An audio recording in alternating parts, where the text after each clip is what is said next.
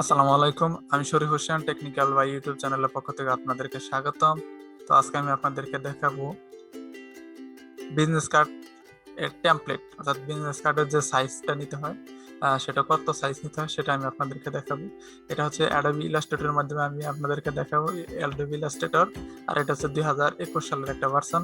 তো আমি এখান থেকে ডাইরেক্ট সরাসরি ফাইল নিউ ক্লিক করলাম। নিউ ক্লিক করার পর এখান থেকে আমরা একটা কাস্টম সাইজ নিব, অর্থাৎ আমি আমার ইচ্ছা মতো কাস্টম সাইজটা হচ্ছে আমরা উইডে নেব 3.5 ইঞ্চ, অর্থাৎ এটা আমি এর আগেও নিয়ে নিয়েছিলাম, জাস্ট আমি কোনো কিছু করছি না।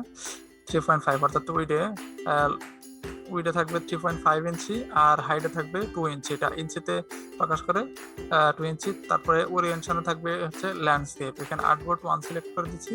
আর ব্লেড এরিয়া থাকবে টপ বটম লেফট রাইট, অর্থাৎ উপরে নিচে ডানে ডানে বামে থাকবে 0.125। এটা থাকবে হচ্ছে ব্লেড এরিয়া, আর কালার মোড থাকবে সিএমওয়াই কে, অর্থাৎ আপনি যদি প্রিন্ট করতে চান তাহলে এখান থেকে সিএমওয়াই কে কালার সিলেক্ট করে দেবেন। আর যদি আপনি প্রিন্ট না করতে চান, অর্থাৎ জেপিজি ফরম্যাটে যদি রাখতে চান পিকচার আকৃতি, তাহলে আপনি আরজিবি কালারও দিয়ে দিতে পারেন। তো আমি এটা প্রিন্ট করবো, সেজন্য দেখালাম, যেহেতু বিজনেস কার্ড সবসময় প্রিন্ট হয়। তো সিএমওয়াই কে কালার, সিএমওয়াই কে কালার। আর এটা হচ্ছে রাস্টার ইফেক্ট হচ্ছে হাই 300 পিপিআই, অর্থাৎ আপনি এখান থেকে 150 দিতে পারেন। 150 আছে, 72 আছে, তো আমি সর্বোচ্চটা দিয়ে নিচ্ছি 300 পিপিআই। তারপরে এখান থেকে ক্রিয়েটে ক্লিক করবো। ক্রিয়েটে ক্লিক করার পরে এটা হচ্ছে একটা রেক্টেঙ্গেল বক্স আসছে। তো আমরা এখান থেকে এই রেক্টেঙ্গেল টুলটা নেওয়ার পরে এখান থেকে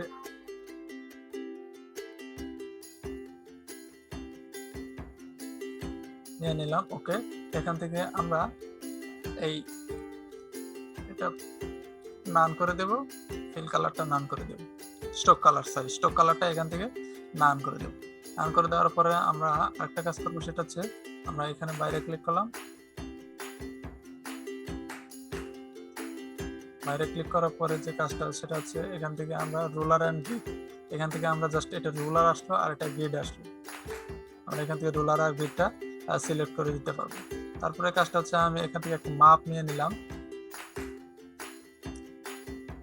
পেজের মাঝখানে একটা মাপ নিয়ে নিলাম।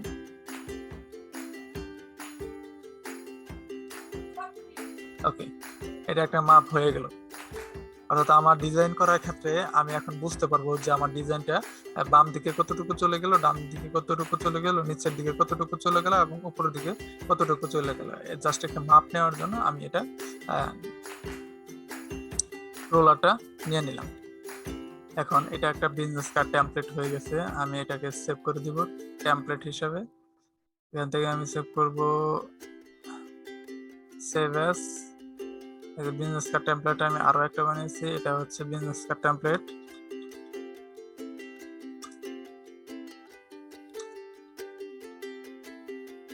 বিজনেস কার্ড টেমপ্লেট এটা হচ্ছে 3, এটা হচ্ছে এআই হিসেবে আমি এখানে সেভ করে দিচ্ছি, ইলাস্ট্রেটর 2020। এটা হচ্ছে একটা বিজনেস কার্ড টেমপ্লেট। তো এইভাবে আপনি বিজনেস কার্ড টেমপ্লেট তৈরি করবেন, অর্থাৎ বিজনেস কার্ড টেমপ্লেটের যে মাপটা, বিজনেস কার্ডের যে মাপটা আছে, এইভাবে আপনি মাপটা দিয়ে নেবেন। সো আশা করি আমার এই ভিডিওটি ভালো লেগেছে। যদি এই ভিডিওটি ভালো লাগে তাহলে অবশ্যই আমার চ্যানেলটি সাবস্ক্রাইব করুন, আর যদি অলরেডি সাবস্ক্রাইব করে থাকেন তাহলে থ্যাংক ইউ সো মাচ।